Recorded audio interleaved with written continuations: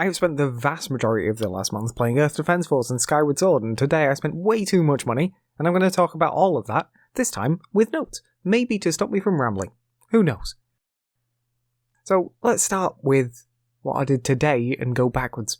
As I've been talking about for basically months at this point, I've been wanting to get a new computer, and I did get most of a new computer, but I could never get a graphics card. Today, bought a graphics card. Kind of. I've been after a 3080 for ages, and nowhere has them in stock because of the shortages that I have detailed previously that everyone knows about. But where it does have them is custom PC builders, and it just so happened that my wife wanted a new, well actually originally she wanted a new computer case, and I was like, that's fine, but I don't want to get you a new case because I don't want to do the work of moving stuff over, because that's basically just building a new computer. If we're going to do that, I will just build you a new computer. So we decided to build her a new computer. So at first we were looking at building her a new computer, getting all the parts for it, just putting it all together myself like you would normally. But then I thought, I know places that have 3080s in stock, so what I could do instead is get them to build the computer with a 3080 in it, and then when it gets here, just take the 3080 out and swap it with my card. And then we both win. She gets a new computer looking like she wants, I get a graphics card that I can actually use. That'd be great. So we spent a while looking around, and there were a couple of places that were like almost what we wanted, but not quite what we wanted. We ended up putting it off for a while, just because we couldn't come to a comfortable decision on like whether or not to go like under spec on what we wanted, but get some of the stuff, or go like way over budget and get everything we want, but like I say, spend way too much. Until I decided to check the place where I normally buy computer parts from. So the place that I buy parts from, they also do custom builds. And I figured I'd just check.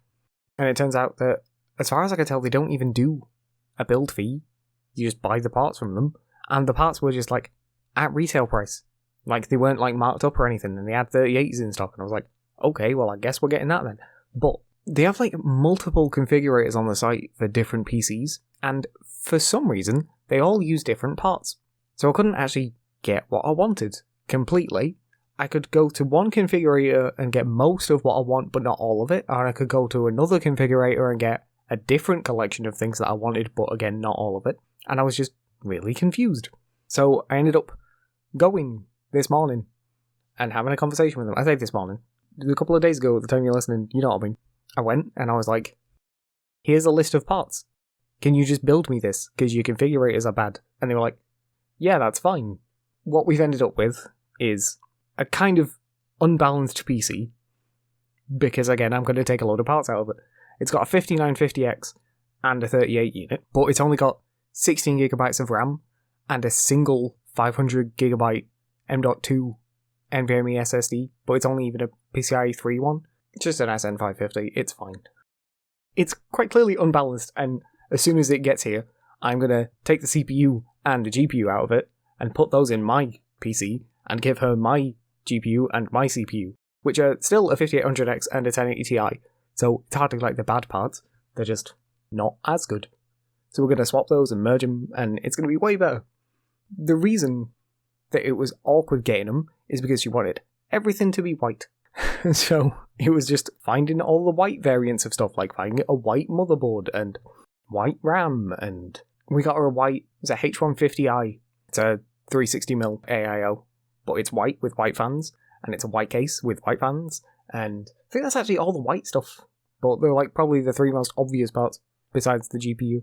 But yeah, so we've got all this for her. It's going to be mostly put together, and then I'm going to take it all apart, and then put it back together again myself anyway. But at least this way, I get what I want, she gets what she wants, and it's only cost us £4,000. I also bought some extra RAM for me, which is why it's the extra bit. But yeah, it's like £4,000 for 2 computers, which I suppose it's not that bad.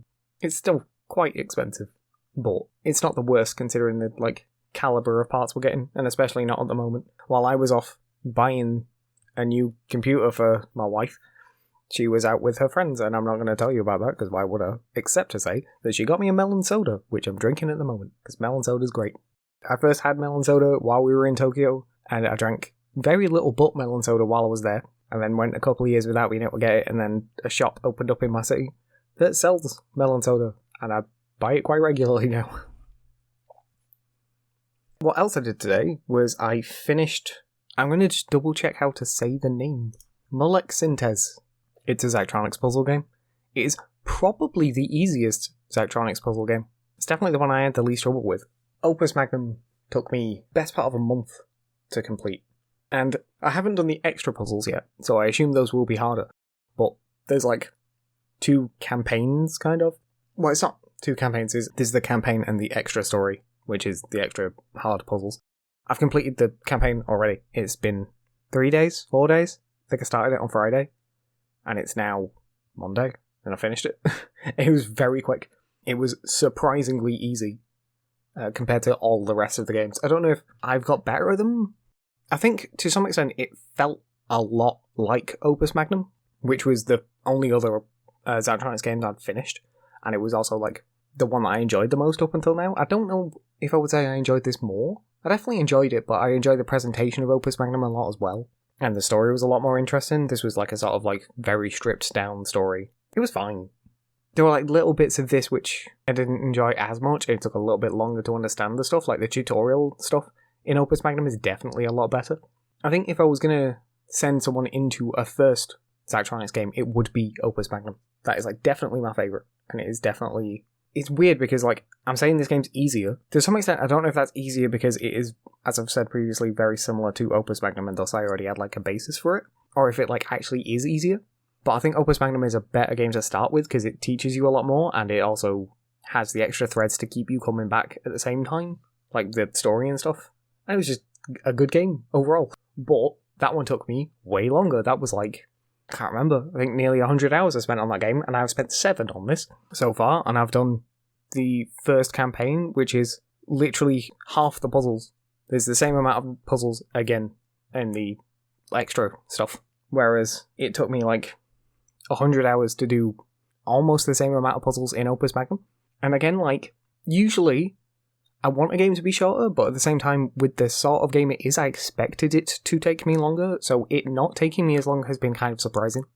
I think I literally had, like, actual trouble with one puzzle, and it was the penultimate puzzle, which is also what happened last time.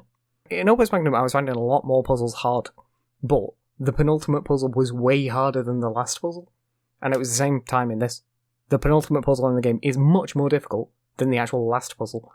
I do definitely like them both, though. I think, though, like I said previously, Opus Magnum is probably the one I'd send people to first, and then this afterwards.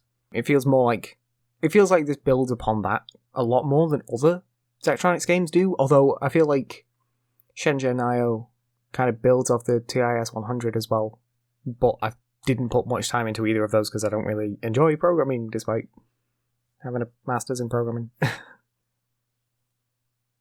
I also finished Earth Defense Forece 5. That was pretty good. The last boss... Well, actually, I've just said this about the last 2 Zachtronics games as well, but it's true of this as well. The penultimate boss for Earth Defense Force 5 is way harder than the last boss. The last boss is not that difficult at all. I've spoken about this quite a lot on my stream recently as well, actually, so I might end up glossing over some bits because I've recently explained them, but it was pretty good. I have some issues with it where it's mainly with the flying enemies. It's always the flying enemies, to be blatantly honest. The flying enemies are kind of annoying because it's hard to hit them from the ground. Now, most of the time, if you're playing a wing diver, it's not really an issue, just fly up. But the mothership boss, which is the penultimate boss of the base game, and it is the final boss of the final piece of DLC as well, is way harder because you can't fly up to it, because especially in the base game, it is on like a flat plane. Like, there are barely any buildings to climb, and the buildings there are like 2 stories, not like skyscrapers or anything, so it's really hard to get any height. And it is miles up in the air. It is ridiculously high up in the air. Like, I was using a gun that could shoot 2.5 kilometers up, and it was still too high for me to be able to shoot, like, if I was stood on the floor. So what I was having to do was one of the issues with wing diver guns in this game that, like, really frustrated me a lot, actually, was a lot of the guns are based on, like, charging. They don't have, like, an ammo count. You charge it, and then just hold it. Like, you actually, like, have to hold the fire button down to hold the charge, and then when you release it will fire, and it just annoyed me. Like, it was just kind of annoying. So what I was doing was I was charging my gun, then flying up into the air as high as I could get, and then dropping and releasing at the same time, so that I could fire my gun as I was descending and just like constantly tapping the fly button to try and like hover in place to hit the thing as much as possible until my laser ran out and then drop to the floor again and then do it over and over again, all while enemies are spawning all over the place at the same time. It was kind of annoying. For one thing, I really wish that the game would tell you when you need a long-range weapon, because there are very specific missions in the game, like that one, which you actually cannot finish without like a long-range weapon or some way of hitting very high up aerial stuff. And it would just be nice if they just tell you that in the mission briefings, and they don't always. I had not had this trouble with any other aerial enemy in the game until this point, and then at this point it became an actual, like, legitimate issue, to the point where it took me 3 tries to do it, because the first time I went in without a high enough range weapon, the second time I think I just died. Fine, whatever. And the third time I managed to do it. Besides that though, I did really enjoy it. It was nice also seeing like actual humanoid enemies, which I wasn't expecting. And the last enemy is literally just a big person that can fly. I wasn't expecting that. Like when it happened, I wasn't expecting the frogs when they first appeared, and then actual aliens appeared, and then we get an actual just floating person, and it was really unexpected. It was pretty cool. I kind of wish they'd come back in the DLC, but they didn't. Feels like kind of missed out there by not adding them in the DLC, but the DLC is fine, by the way. Like, it is literally just slightly harder missions. They're probably still... I would say that the DLC missions are not as hard as the end of the game, which feels a bit counterintuitive, but I just don't remember having as much issue with them. I think I died a couple of times, but it's mostly because, like, a lot of the DLC is about kiting enemies, and if you kite them wrong, you die. They're not exactly hard, it's just you have to do them in a specific way, and if you don't do it in that way, you die, basically. Like, I don't see that as difficulty, that's more just, I don't know, execution. It was very good, it's fine. And then I have finished, as I mentioned, Skyward Sword, finally. So that took me about 30 hours in the end, and I am kind of conflicted, but it is still definitely my favourite Zelda game of like the last 10 years. It's really good. It's just also incredibly frustrating. I've actually got notes on this, so I'm going to hopefully keep my thoughts rather... I was going to say concise, and then I left like a 30-second long pause. I don't know. Hopefully it'll make sense. I really enjoyed the game, but honestly, I was like constantly annoyed at how it controls. Like, it was just this overarching theme the entire time of like, I would be really enjoying something and then the slightest thing would happen and I would be frustrated again, and it was always because of the controls. There was like a couple of times when I was like, oh, this dungeon design isn't quite as clear as I want it to be, or it's like, why was this done like this? And it was like, you know, like minor little complaints about the actual game design. I do have some larger ones, but I'm talking generally. But then like, every time there was like a good moment, like I'd swing my sword and then get annoyed because it didn't do what I wanted it to, and it was constantly like that. I did like really enjoy a lot of parts of it though. I enjoyed the characters a lot. Like the new races that they introduced, they were pretty cool. The Mogmas were great. I was big fans of the Mogmas. The water dragon things were fine. My wife liked those, but I'm not a big fan. I don't think they were terrible or anything. They were just fine. Basically just seahorses. The Kikwees were cool. They're quite cute. They're nice. I like those. The Mogmas were definitely my favourite. I would have liked to have seen actual Zoras. I guess the Kikwees are analogous to... Well, I suppose the dragon things are analogous to the Zoras as well, but you know what I mean? Like, actual Zoras would have been nice. The Kikwees are enough that we've seen weird forms of the Kokiri before, so I can forgive that, but it feels like they don't like the Zoras all that much. Maybe I'm wrong, because like the only reason I even bring this up is because it had actual Gorons in it. Only like 2 of them, but it did. Yeah, but I was like a big fan of the story as well. Like, the story was really good. There were like little times when I was like, the story dragged on. It was mostly like getting to bits of the story went on a lot longer than I thought. The game was a lot longer than I thought it was going to be.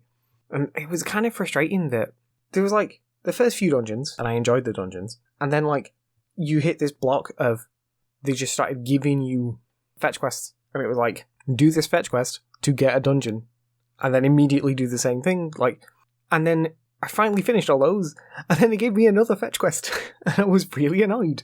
So, like, I don't enjoy the Spirit Realm collection stuff. Those is just not fun.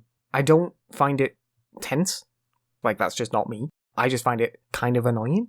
Like, I don't get stressed by it, I just get frustrated.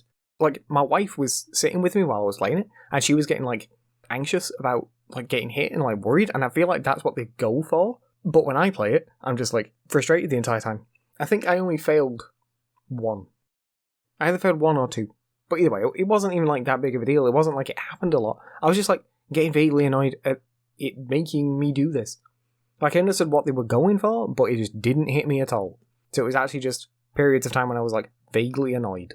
The water thing was really frustrating, where like if you touch the water, they all wake up. Like I feel like that's like a step too far. Like you've already got the time limit to when they can see you and hit you. You've got the Poes which fly around that wake them up if they see you. And then you've got water as well, where if you walk in the water, it'll wake them up. And it's just... I remember there was one time, in the very last one actually, where I jumped off a wall and landed on the edge of another platform, and it pushed me off the edge of the platform into the water. And it was like, why? I died because of that, and I was like, why would you do this? Like, it was just really frustrating. I got really tired of doing it in the first 3 times, and then the next step of your quest involves you going and talking to a sky whale who has a really annoying boss fight, to be honest. I don't like the aerial combat, it just doesn't feel good. I find it really hard to see my position in the air. Not like to see it, but I couldn't like judge the distance away from stuff that I was. So I would like boost and think I was going to hit it and be nowhere near. And it was like really annoying. And it happened consistently throughout the entire game, not just in that boss fight, but that boss fight really kind of illustrates the point, considering it's a boss fight. He sends you to go and get a song, and you have to get the song in 3 pieces. And then the first one of those that I did was another fetch quest thing. And it was just like, why? It was another one of those things where it's just like, how many were there? There was like 20, 30 notes that one of the dragons just throws out into the water, and you have to swim through the water to collect them. And like, I like the swimming through the underwater forest. Like, that's kind of cool. But collecting all of these things, again, is just annoying. And why is it only when you get like the last like 2 that they're like, oh, you can now douse for them? Like, it would have been nice to douse for them earlier. Like, why did they just like restrict that mechanic till the end? Didn't really seem to make sense to me. Like, that seems like something Fee would have done straight away, but just decided to not do it until someone specifically mentions to you that maybe you can do it. I feel like there's an issue that really started with like Twilight Princess, isn't it? Where they make you do the I don't even remember what they're called, the like tiers in the Twilight realm, rather, where you have to like go around and collect the tiers so that you can like break free of it. I can't really remember. It's been a long time since I played. Although actually, I suppose if you go even further back, there's the Triforce collection stuff in Wind Waker, but at least you only do that once, whereas you do it in Twilight Princess like 3 times, don't you? And then in this game you do 4 of the spirit challenges and the Tad Tones, which is basically just another, like, it's the same mechanics as the, well, it's not the same mechanics in that, like, if you get hit you lose everything and start again, but it's the same sort of like just go around this area and collect a load of stuff and then come back and talk to me thing. Like, it's just annoying. Like, when did they develop this like massive reliance on collect a large number of things in a small area? Like, it's just not fun. It's like that's a totally different game. It's literally a game that existed during the N64 era that they stopped making. It was a collectathon. Like, why is my Zelda game got collectathon elephants now? Actually, that was another thing. I think I've spoke about this in the last podcast. I don't really get the whole upgrade material things. I didn't do it. I did like a couple of them because I had them by accident. Like, I just happened to have collected enough parts to upgrade a thing, so I was like, okay, I'll upgrade this. I didn't go out of my way to collect them. I tried to, at one point. I thought about going and getting... I needed a load of tumbleweeds, so I started collecting them, and then I just gave up. Because I spent about 20 minutes doing it, and I didn't get one, and I was like, I don't care anymore. And at that point, I decided to not upgrade anything, and it didn't affect me at all. The last boss was pretty cool, although I've heard people say that it's really difficult, and I had very little issue with it. I say this, but it is the only time in the entire game I died was during this boss fight, the first time I went in. Though, to be fair, I did just, like, I immediately went into it straight after the last boss fight, and didn't take any time to heal or anything in the meantime, so I had 6 hearts. So I didn't do great. I got through the first phase, actually, and got into the second phase, and then died in the second phase. But the first phase took me a while. Like, I still don't really understand how you're supposed to do it. I just know what I did. And what I did was mostly just, like, wait for him to attack, and then block it, and then try and counter hit a couple of times. It worked. I feel like I was supposed to do something else, but I didn't. That's what I did, and it worked. Second phase, though, was really easy. And what I do is I watch people do things after I've finished it. So I finished the game, so I'll then, like, watch reviews of it and stuff. And I watched a guy beat the final boss, and he was talking about how, like, it's really hard to get the time to do a Skyward Strike, and I was like, no, it's not. It's like really easy. Like, I had no issue with it whatsoever. Like, you just take a couple of steps backwards and then raise your sword as you walk, and it works, and then you throw it straight away. And you like, if you're fast enough, you always beat him to the throw. And even if you don't beat him to the throw, as long as if you throw them both at the same time, they collide in midair and cancel each other out anyway. So the first phase took me a lot of time and was when I took a lot of damage. The second phase was over in about a minute. Like, the second phase was really easy comparatively. It got to the point where, like, the first knockdown, you jump back up, and he then didn't hit me again. Because I just managed to, like, immediately bait him into it. And immediately, like, hit him with the lightning twice and then knock him down again. And that was it. It was definitely a good boss. I don't think it was the best boss by any means. It was pretty good. I don't know what I would say was the best boss in the game. I was actually, like, a big fan of the very first boss. Not Kirihime, sorry. The like, first actual boss that you defeat. The one after you get the bomb bags. I don't remember what it was called. I was just a big fan of that one because it reminded me of King Dodongo. Honestly. I liked King Dodongo. I feel like I would like this game a lot more if it controlled better. Like, I worked out a way that I would have remapped the controls. I think that they should have had a plain sword strike on A, like normal. Then had the right stick bound to camera, like you would expect. But then have like all of the directional input stuff still work on the stick when you're locked on. Because that's when you're doing the most combat anyway. That's when you're using all of the directional stuff anyway. So, like, there is no time when you are not locked on that you need all of the directional stuff. There are times when you might want a certain strike, but even then, like, I'm thinking there are times when you want to cut a rope and it's like a vertical strike and not a horizontal strike. But you can lock onto those. So, like, I can't think of a time when you need the directional strikes that you can't lock on. It just makes more sense to me. Instead of making you hold a button down to move the camera, they should have had you hold the button down that you're already holding down anyway to do the directional inputs. That just makes more sense to me. And I feel like I would have had way less issue with the game, because, like there was times when I'm trying to, like, swing my sword and I move the camera instead. Or rather, the opposite happened way more frequently. I would be trying to move the camera and instead get my sword out. Like, that was always frustrating. But then, more frequently, what would frustrate me is I would be playing the game and I would be like, I need to swing my sword at this enemy now. And I would try and swing, and instead of swinging, it would just point the sword somewhere. And then the second time, it would swing. And that would happen so frequently. It was like a real issue. I had a lot of issues killing just the normal Deku Babas because I would try and swing my sword and not be able to swing my sword. And I would just point to one side and then do it again, and then I'd point to one side and do it again, and then eventually it'd swing and then it'd be fine. I was getting constantly frustrated in every combat encounter. And I just, like, don't feel like that's necessary. Like, in an ideal world for me, I would put a single horizontal strike on A, and then a vertical strike on X, because you do not need a button dedicated to an instrument you use about 6 times. It's actually another thing I want to talk about. I don't like the harp. Like, I think it's used really poorly, and it's the least interesting instrument in any Zelda game. You, like, play the music on the ocarina, and you conduct the music with the Wind Waker. But you don't really do anything with the harp.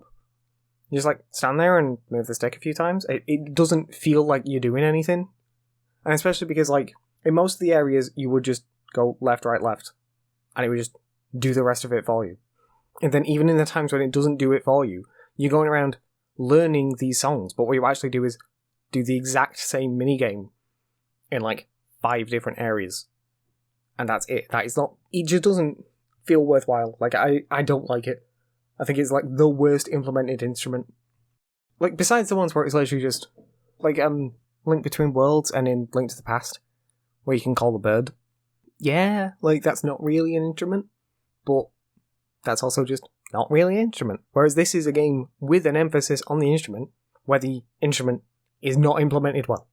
Oh, also, actually, there are multiple moments where they will do close-ups on Fi and Link during those animations, and it's weird because the presentation is as if it's like a big, uplifting, important moment. I'm thinking, like, when you play the harp on top of the lighthouse to unlock, I can't remember what it's called, but the place where you learn the songs. like, the way the camera, like, pans and stuff, it's all, like, supposed to be, like, this big moment, but the animations for Fi and for Link during those times look terrible. It feels like they put so little work on these, like, on the animations during those sections, and a lot of work on all the rest of it, and it doesn't work. It feels really cheap because of it. But yeah, basically I just don't like the harp. I don't think it was implemented well. I don't find it all that interesting. It is the least interesting musical instrument in any Zelda game, as far as I'm concerned. But anyway, combat. So, get rid of the harp. Like, just make it so that the harp is an item. That would be fine. Have a vertical slice on X, a horizontal slice on A, and then click the stick for a jab, and like that would be fine. That is like almost all of the combat you need. There is very little time when you actually need the other stuff. But even then, have the actual proper directional stuff when you're locked on in combat. As far as I'm concerned, that's just fixed. Like, maybe it wouldn't. Like, obviously I've not playtested any of this. I don't know for certain. Like, it was so frustrating to me, the combat, constantly. And also, like I say, not having to hold the button the entire time just to move the camera. It was so frustrating to me. And these are, like, simple changes that I think could have been made quite easily, that would have just fixed my issues with the game. Like, granted, like, it fixes my issues, maybe doesn't fix other people's issues, or, like, I don't know, they could say that it ruins what they were going for, but, like, I don't agree. I really think they could have done a lot to fix the controls for this, which would have made the entire experience better. I'm talking about this like I really disliked it, and I did really dislike the controls, but it's still, like, the game's still, like, an 8 out of 10. It's still a really good game. But without my frustrations at the controls, it'd be like a 9 or like a 10. It was a really good game, hampered by these constantly terrible controls, which you will probably hear that sentence again, probably next week, maybe. But yeah, that's pretty much my thoughts on Skyward Sword. I will probably have more at some point, and maybe I'll ramble about them somewhere else, but whatever. Like, it's a really good game. It's got some very clear issues, like some weird obsession with collectathon stuff. The harp is bad, and the controls are just really bad, and they don't need to be. But everything else, I really like. Like, everything else was really good, and I'm really glad that they re-released it. I'm really glad that I finally got a chance to play it. Because I did buy it on the Wii, and I tried, and I couldn't do it. I didn't like the controls on it then, but also it looked terrible, because I was playing it on a HD TV, and like 480p at HD doesn't look right. It looks like someone had smeared Vaseline all over the screen. It was terrible. And like, it was like literally making me uncomfortable to play, so I never did. And I'm glad that I did now. When I first played it on the Wii, I literally got up to landing on the surface the first time, and then turned it off and never touched it again. By the end of the half hour that I did on it, I was already further in the game than I was the last time I played it. And I finished it, and it was really good. I would definitely recommend people get it. Maybe wait for it on sale, just because I know how people feel about that, but it's also a Zelda game and a Nintendo game. It's probably not going to go on sale. I guess we're going to updates. I don't have much. I've made very little progress on my game. Not because it's hard, just because I've not had much time, because I've been doing other stuff. But I'm going to get back to it. Still liking making it. Still want to make it. The Final Fantasy XIV, still going strong. Still going. I pay for the game now. That's kind of annoying, to be honest, but it works. I'm not constantly fighting my inventory. What else? Monster Hunter's going well. I've caught up to the bit what I skipped, if that makes sense. Turns out it wasn't actually that big of a deal. Just felt like it was. Now I'm just grinding out that armor set, and I was reading other people talk about it, and it looks like it's going to take me a long time to get the gem that I need. I need one Ibushi orb, and there's like a 3 to 5% chance per hunt that I'll get it, and it's a 3-round rampage every time, so it's like 20 to 30 minutes every time. It's taking a while, and I'm doing it. It's literally, I need that one orb, and it's all that I need. But as soon as I've got that, I'll start making more progress on the game again. Yakuza is very nearly at its end, and it's a toss-up between one of two LPs that I want to do, and it's a toss-up as to whether or not it starts immediately or I take a quick break. What I might do is finish the Yakuza, then take a week off where I will basically just get ahead on episodes of whatever replaces it, and then that'll start the week after. Either that, or I'll have done that already by the time you're hearing this, or by the time Yakuza ends, and it'll just continue on the next week as if it had like never stopped. You get what I mean? There's a toss-up right now between two games. One of them is a game that I actually played a long time ago on the channel, and I originally planned to do an LP of it then, and never did. Well, I'm talking like a couple of years ago at this point. So I might do that. I kind of want to, and it also won't be that long, but there is another game that I'm also really interested in playing. The issue being that it is a very long game. Yakuza took me 84 hours, and this is apparently longer. So I don't know if I want to do such a long LP immediately back to back, which is why I'm talking about doing this other one in the meantime. But I've not decided yet. I might put it up for a poll, might not. I'll decide. Other videos carrying on like normal. Don't think there's really anything else to say for that. The channel's fine. But yeah, I think that's pretty much it then. So, guess I'll do my outro now. Special thanks to all of my patrons. You can join them over at patreon.com/Holden Gatsby, and for $1 a month you'll get to see what I'm working on early and get exclusive roles in my Discord, along with other rewards I might think of. You can also just follow me there if you want to for free, as it's probably the best place to see all of my content as soon as it's available. There's links to the Patreon, along with my Discord, Twitter, Twitch, and all the other podcast platforms in the description for this episode. Finally, don't forget you can email me using podencastby@gmail.com if you've got anything you want to say. Thanks for sticking around. Bye. Special thanks to my patrons, Justin Wood, Hobbs, Koopy Vegeta, Gunrunner, Water, and Bat. You can join my patrons at patreon.com/Holden Gatsby, follow me on Twitter @Holden Gatsby, and follow my Twitch at twitch.tv/Holden Gatsby. Don't forget to subscribe to both of my channels. Thanks for watching. Bye.